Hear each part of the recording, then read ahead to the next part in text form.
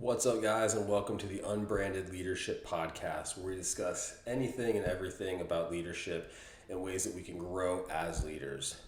On today's episode, we're going to be interviewing Dr. Nikki Kelly. Nikki Kelly is a 15-year fire service veteran that's gone through basically all the ranks, and or not necessarily the ranks, but the different areas of fire service, including field operations, dispatch, fire prevention.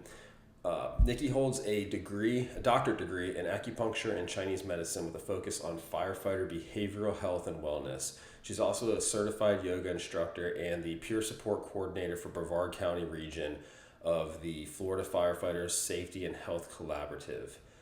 Really excited to have this interview here. We discuss all kinds of aspects of mental health and peer support, including her role as an acupuncturist and yoga, as well as how to really build up a peer support team and the different aspects of peer support that can help us not only as leaders and firefighters within the organization to grow and to cope with the things that we see and the calls that we deal with. So I'm really excited for this one, guys. Enjoy. All right, well, welcome my guest for today's episode, the one, the only Dr. Nikki Kelly. Really excited to have you here and to talk to you and to see a lot of your thoughts and opinions on not only leadership, but on mental health. I think that's a really hot button topic for right now in the fire service as well as throughout public safety. So to get started, to kick off here, Nikki, why don't you go ahead and tell me about your experiences and the roles that you've had within the fire service? I've got about, I'd say maybe 14, 15 years total in the fire service. I was a volunteer in the Fire and Life Safety Education Department with Winter Park Fire Department.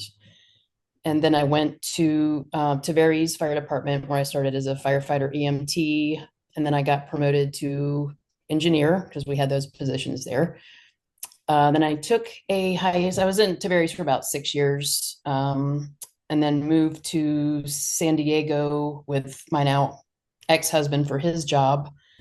Went to acupuncture school out there because San Diego Fire Department wasn't hiring at the time, and I didn't really feel like going through fire standards again at that point in my life. So, went to acupuncture school. Things didn't work out in San Diego, and so ended up moving back to Florida.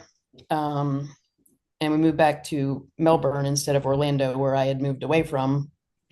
And I really missed the fire service. So I saw that Brevard County Fire Rescue was hiring dispatchers. So I started back in dispatch. I worked there for about a year.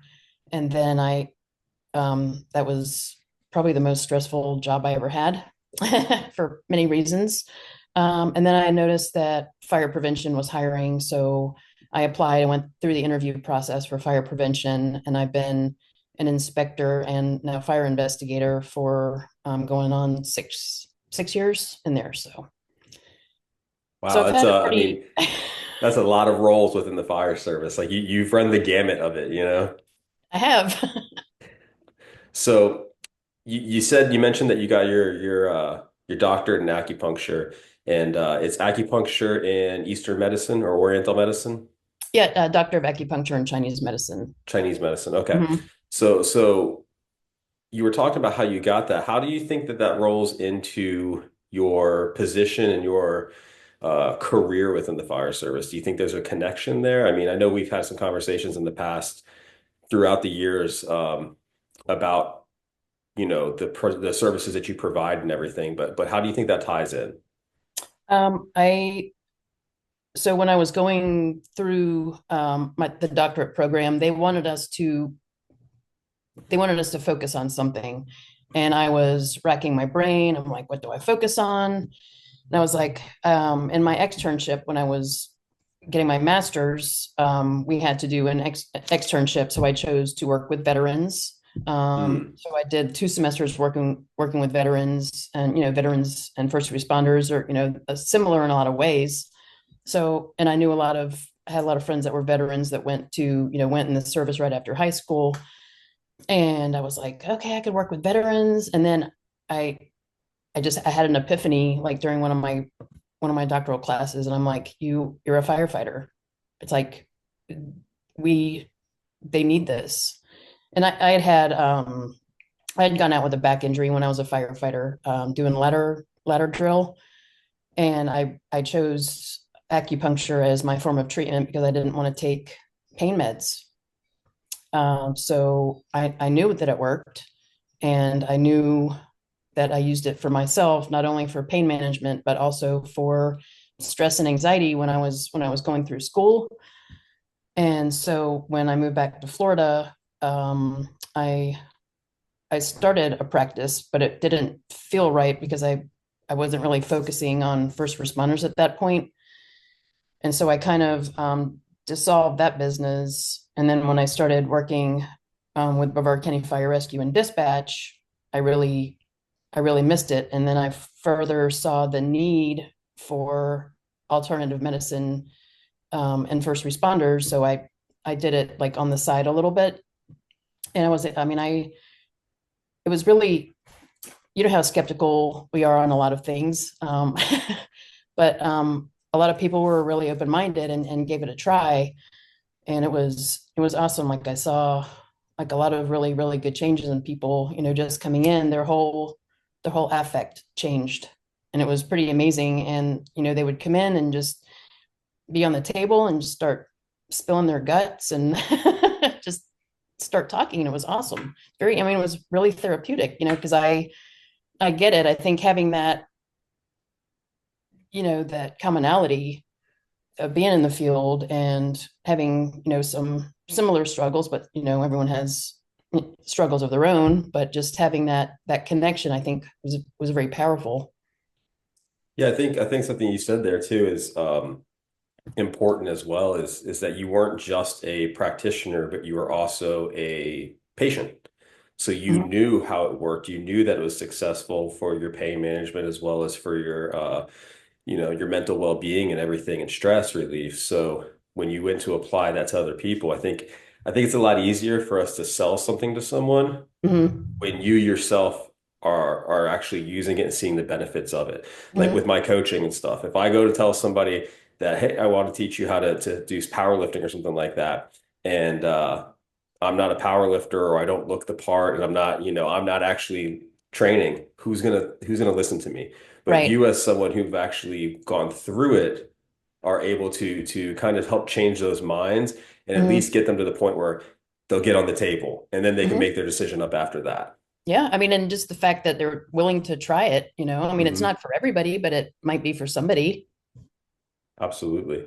So another portion that you talked about there that I really like, and this is going to kind of bridge into my next question for you, is you had mentioned during, I think you said it was during your thesis that you were working with veterans. Hmm.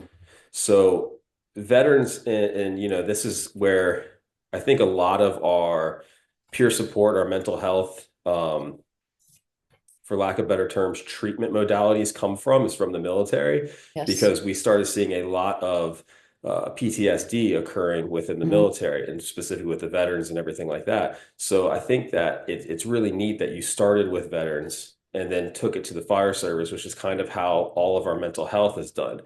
So when it comes to peer support and mental health, which is extremely highly publicized right now, especially in the state of Florida, um, it's starting to grow a lot within the public safety industry, within firefighting and police officers. And I will say that from the police departments I've talked to, it seems like they're a little bit further behind than the fire service industry as far as the acceptance of mental health.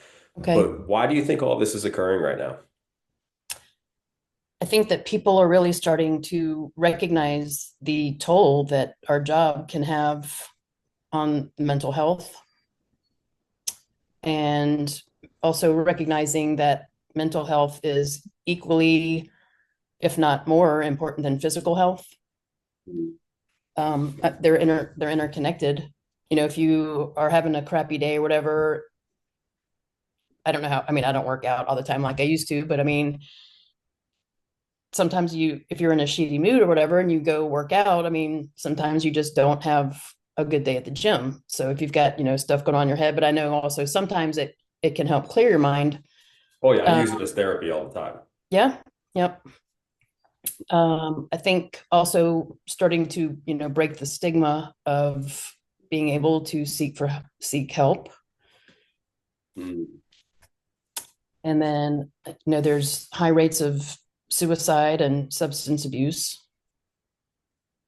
So when you were studying and when you were doing the research and your thesis with the veterans and everything, did you see a lot of commonalities between what the veterans were experiencing and what fire service firefighters in particular experience, as I far as did, the not necessarily what they see, but the impacts of it? yes. Well, I mean, fire service, they see it every day. Mm, A lot of times veterans, they don't see it every day, but they might have one just like horrible, horrible incident. First responders have them all the time, like every shift you could have potentially, an exposure, mental health exposure. And I did see, a lot of the same symptoms like anger, mm. addiction, depression, hypervigilance. That's interesting that you just noted that, because that's something I really didn't think about that much, is that when the veterans are deployed and they're in combat situations, they're getting a huge dose of traumatic events all in one shot. So they're having like an acute exposure to it versus public safety, where, like you said, it's every single shift, it's every single day they're seeing it. It's more of a chronic exposure. So Mm-hmm. it may not be as many events in one singular period, but it's that constant exposure to it. That's Mm-hmm. actually really interesting. Man, I'd love to see some studies on that. I mean, I personally haven't looked into it, but I bet you there's some good studies out there somewhere about the differences between acute and chronic traumatic exposure like that. Mm-hmm. That's huge. Um, Another factor that you mentioned and that I think of all the time in my own practice with peer support and everything like that is the alcohol and substance Mm-hmm. abuse. That is so prevalent within the fire service industry, and not necessarily as a coping mechanism, but as just as soon as you walk through the door, you're a Yes. 19, 20-year-old kid walks through the door and it's, hey, we're going out after shift to go drink a Mm-hmm. bunch of alcohol. Hey, after a union meeting, we're going to drink. Hey, let's go to, all these different events, and they're always at bars, you know what I mean? Of course. And that becomes a celebratory thing.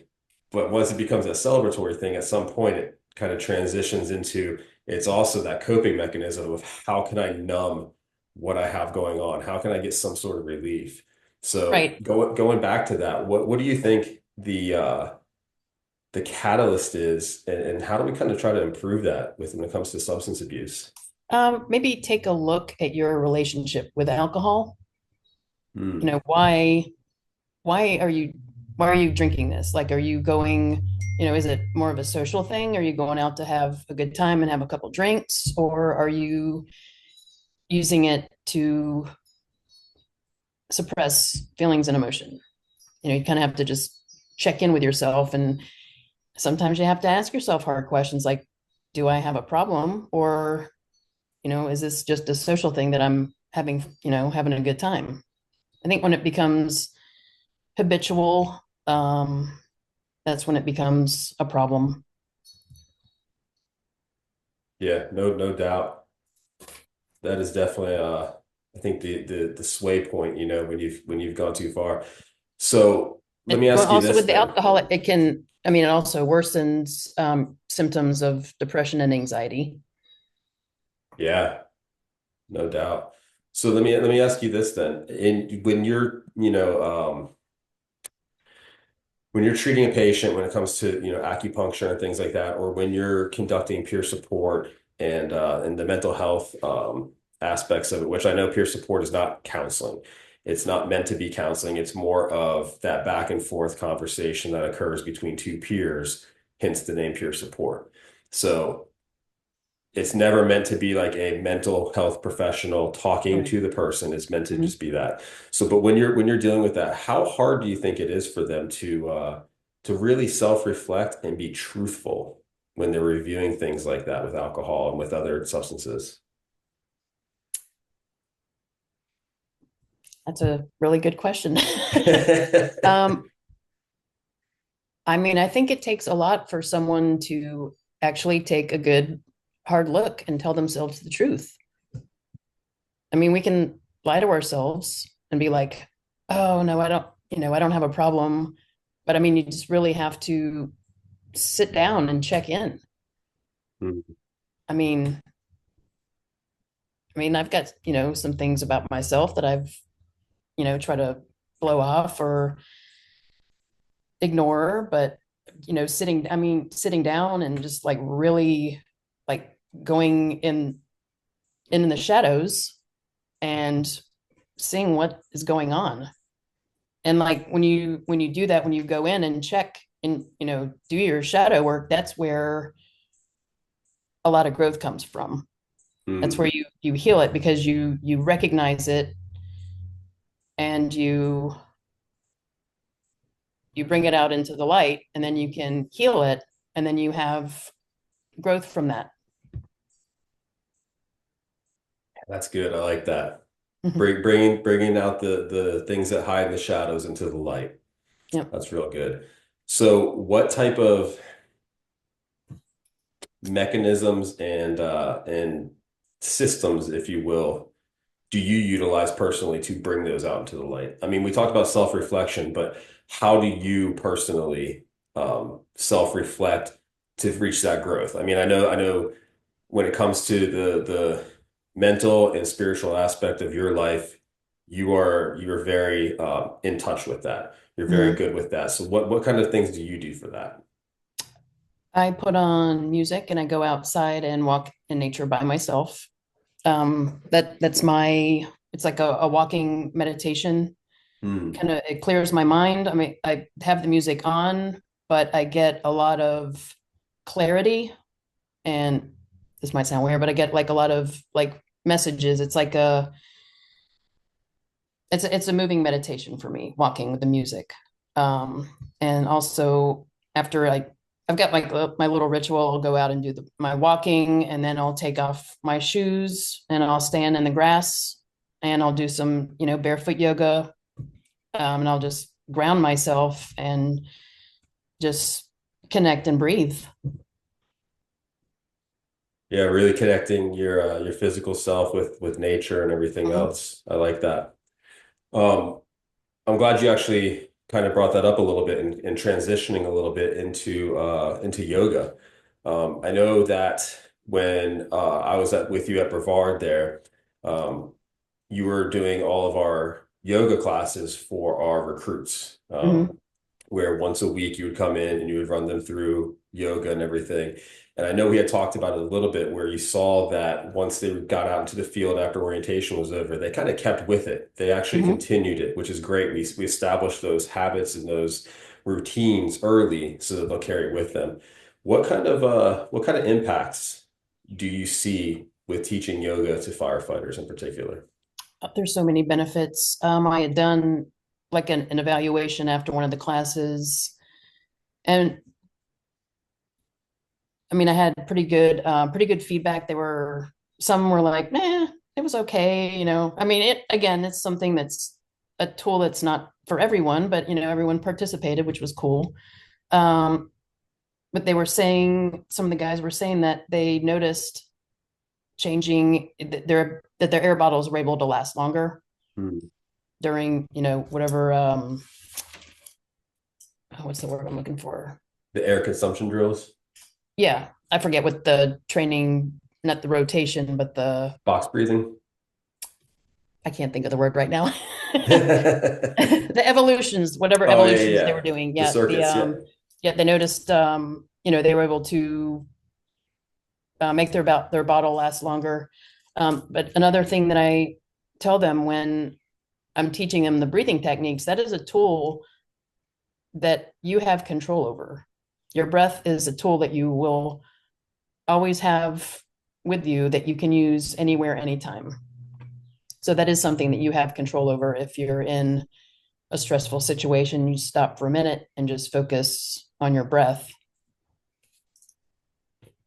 So let's get into that real quick. You said it's a tool that you can utilize and it's a resource that you have for stressful situations. Mhm. So if you were explaining this to a new firefighter and not necessarily the aspect of how to save and conserve your breath on, a fire or anything like that, but how to utilize it for calming yourself down and for that aspect of self-reflection of seeing where you're at when you're in that stressful moment and kind of removing yourself from that situation. How would you explain that to them? If you focusing on your breath, it kind of brings you into the present and makes you aware of what's going on and therefore more easily able to control what's going on within you. So what's your mindset when you're doing that? What should you be thinking about? Thinking about your breath. Just your breath, just It, breathing? I mean, people, I'm not sure what everybody, what everyone else thinks about, but I mean, it connects you and it resets your nervous system. And it's interesting that with the correlation between resetting the nervous system and back to the acupuncture, there's a specific protocol that I used when I was doing the veteran offsite and also that I use on all my first responders. And it actually takes your body out of fight or flight. Hmm. It's pretty interesting. I don't know if I sent you the info on it, but they actually use it in detoxification centers.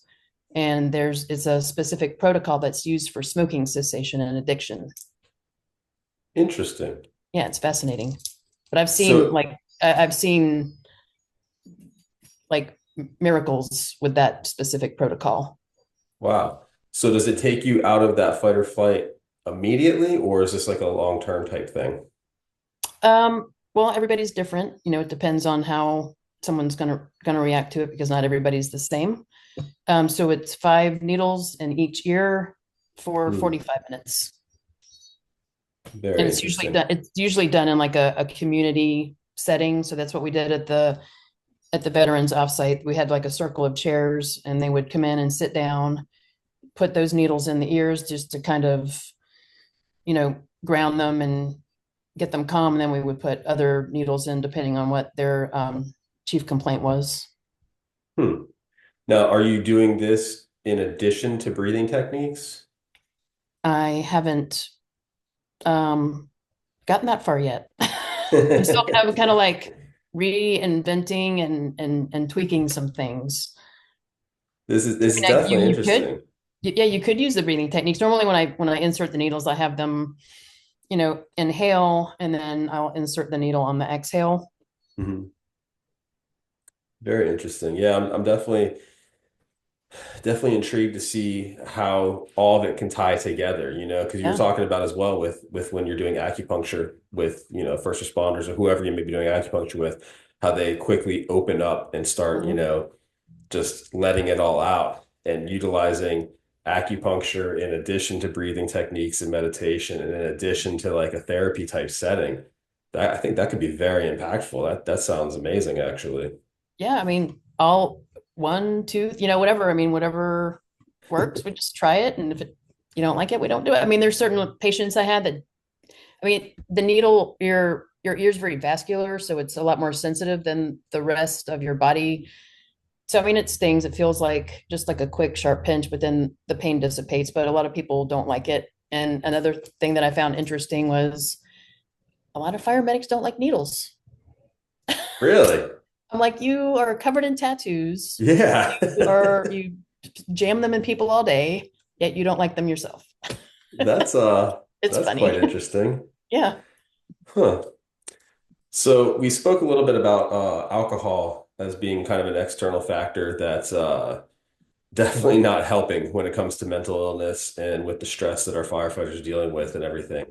Another external factor that is growing in popularity right now. And when I say popularity, I mean there's 550 podcasts about it. I think every conference I've been to recently has had at least one roundtable discussion or seminar that's primarily related to this. and that is sleep deprivation in our sleep Hmm. cycles.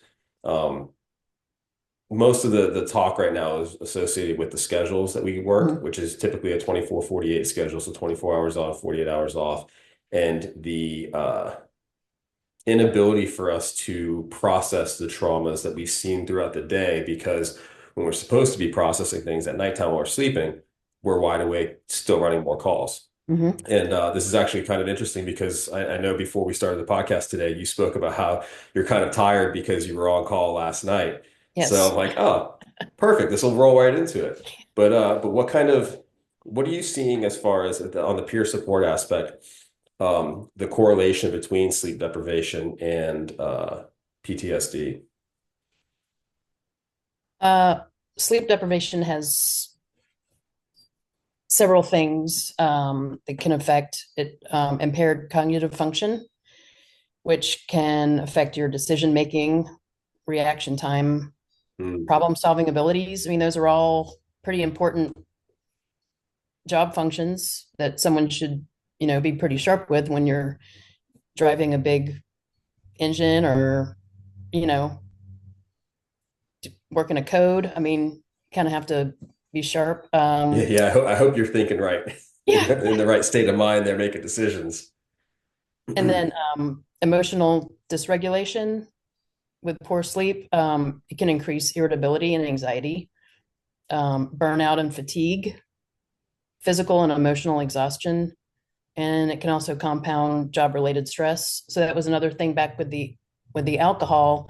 The alcohol will disrupt um, your restorative sleep.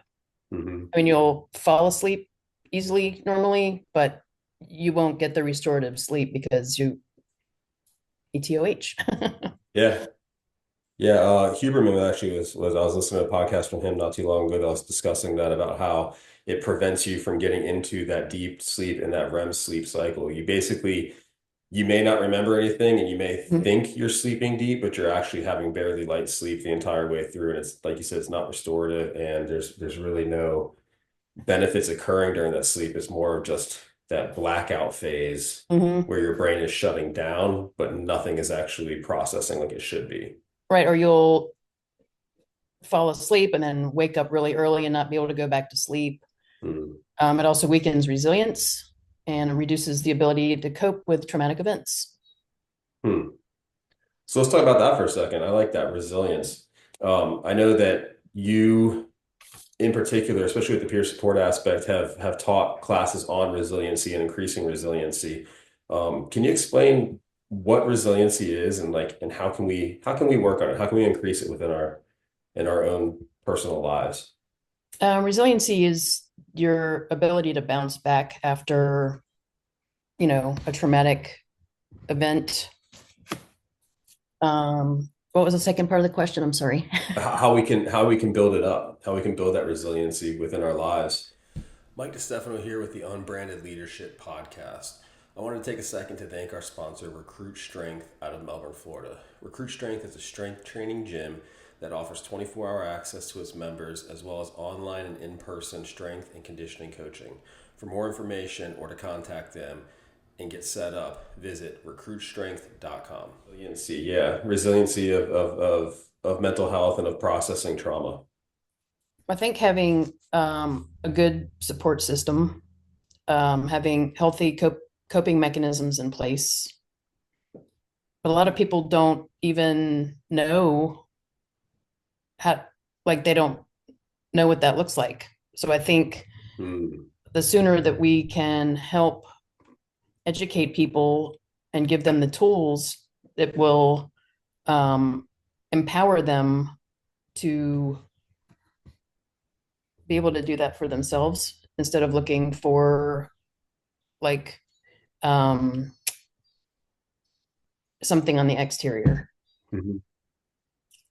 Let's kind of roll back into that real quick because that ties in perfectly with, I mean, the whole entire purpose of this podcast is we started talking about empowerment. You started talking about knowing and seeing what they're supposed to do. How important is leadership on the mental health behaviors and routines and habits of our firefighters out there? That is where it all starts. Um, Leaders should be supporting mental health. They should lead by example, um, creating create a culture of openness and normalize conversations on mental health. And leading by example, something they can do is prioritize your own behavioral health and then support others. Let's see, providing access to mental health resources, which is, EAP, peer support, behavioral health programs within a department, and then also training and educating not only our peers in the field, but also leadership. I mean, because they might not know this. I was having a conversation with someone a couple of weeks ago, and they were very surprised when I explained all the components of a behavioral health program.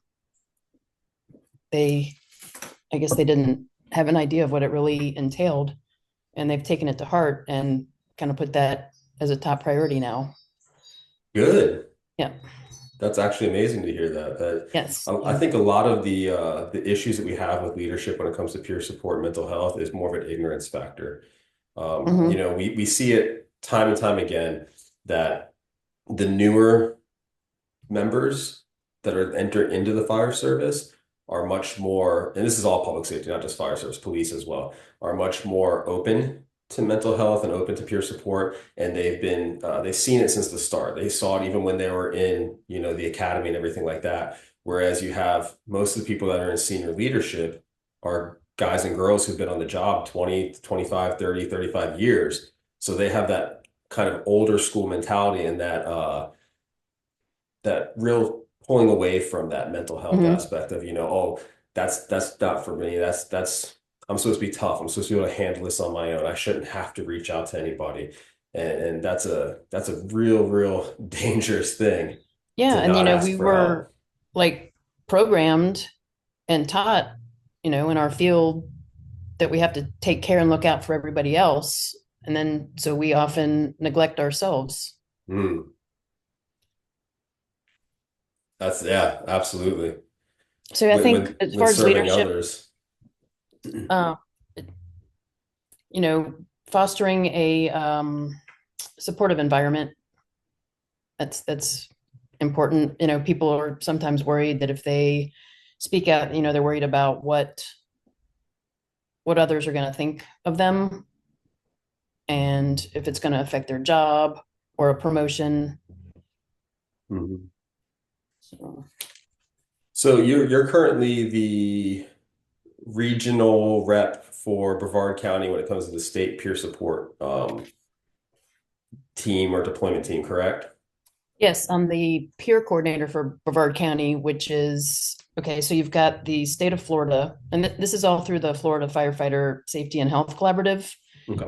So we've got our state of Florida has one peer support coordinator. The state is broken up into regions and then further broken down into counties. So I'm Brevard County peer coordinator. Gotcha. And that means you would basically not necessarily oversee, but you're the coordinator for all the municipalities as well as the county fire department, correct? Yes.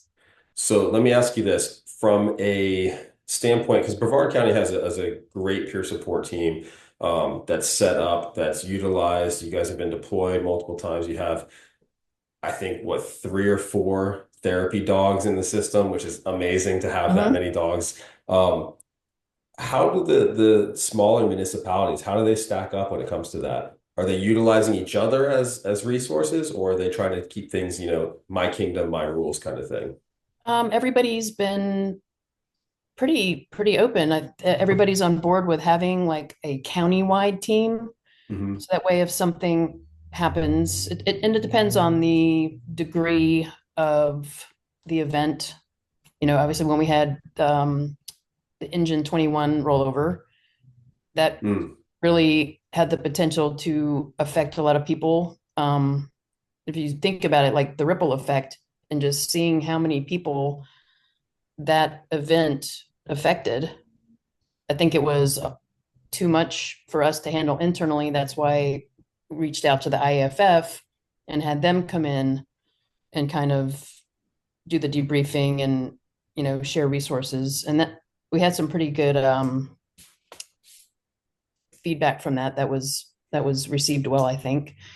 And then we had one of our dispatchers died at work, and then we had another one complete suicide. So also for those, we had external resources come in.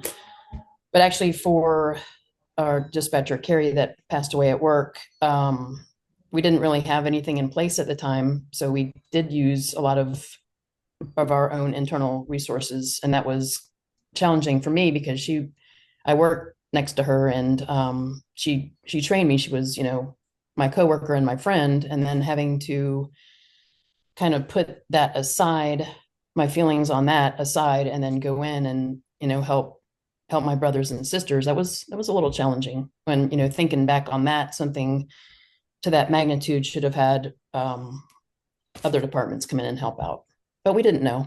We didn't have anything in place like that. So Well, that's important that you bring that up because, like you said, you guys didn't know at that time.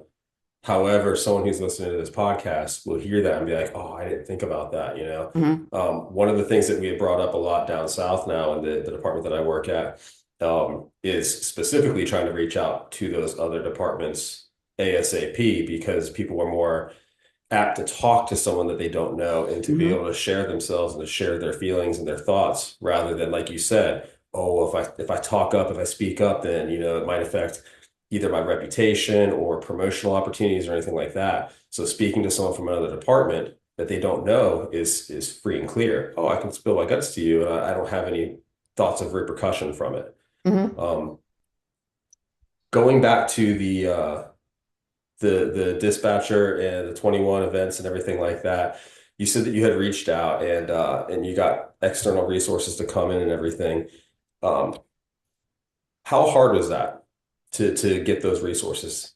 It wasn't hard at all because now we're on like a group text. So if somebody needs something, we reach out and they join forces and pull everything together and organize it, and they send them in. Sometimes it's a state deployment, it's a deployment at the state level. Sometimes it goes through the IAFF.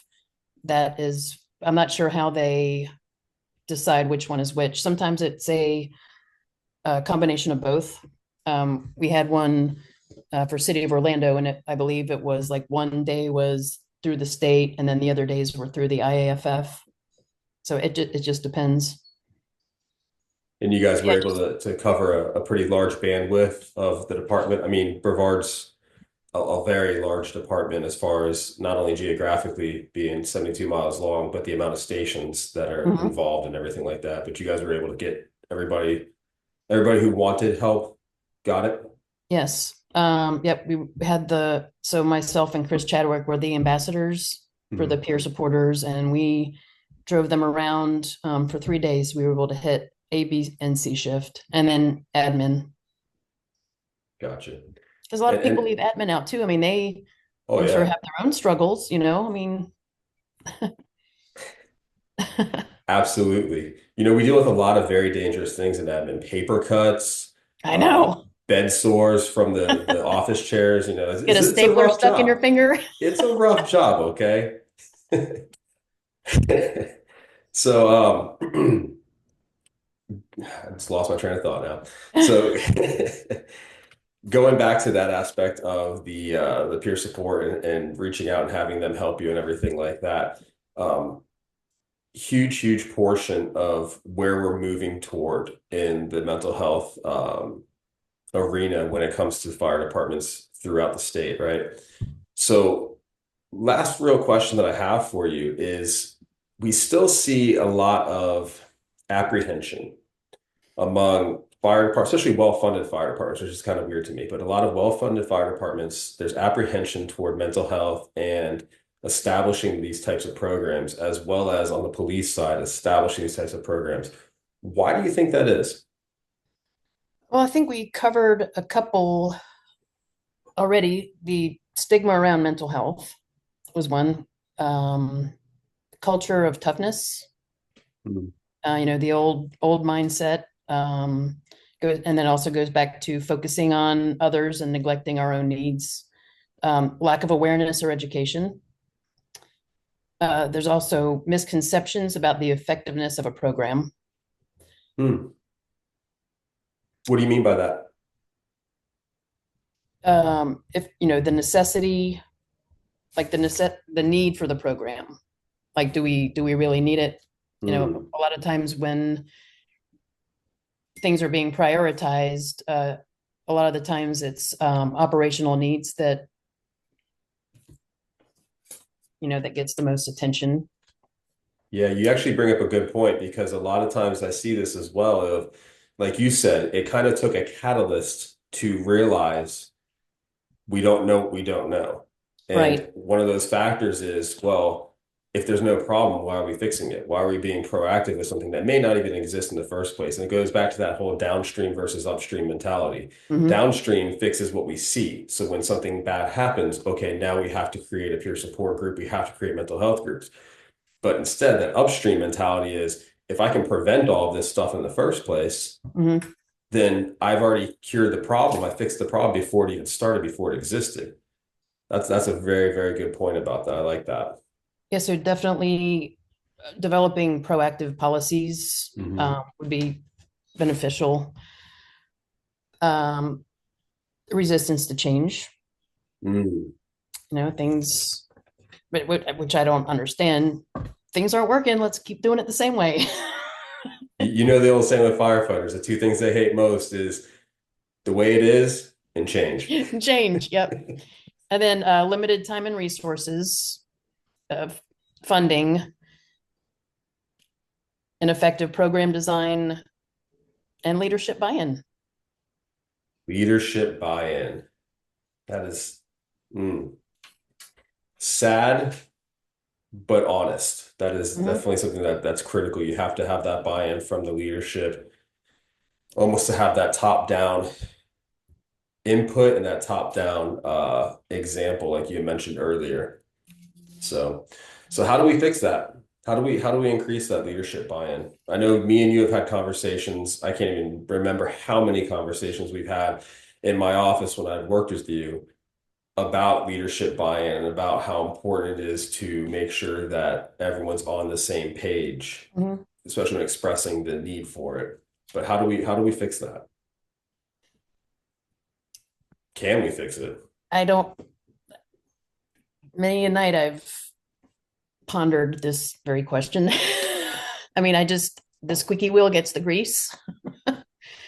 I've just helped them understand that if you really honestly care about the mental health and well-being of your department and your people, that there's going to be less absenteeism, less injury.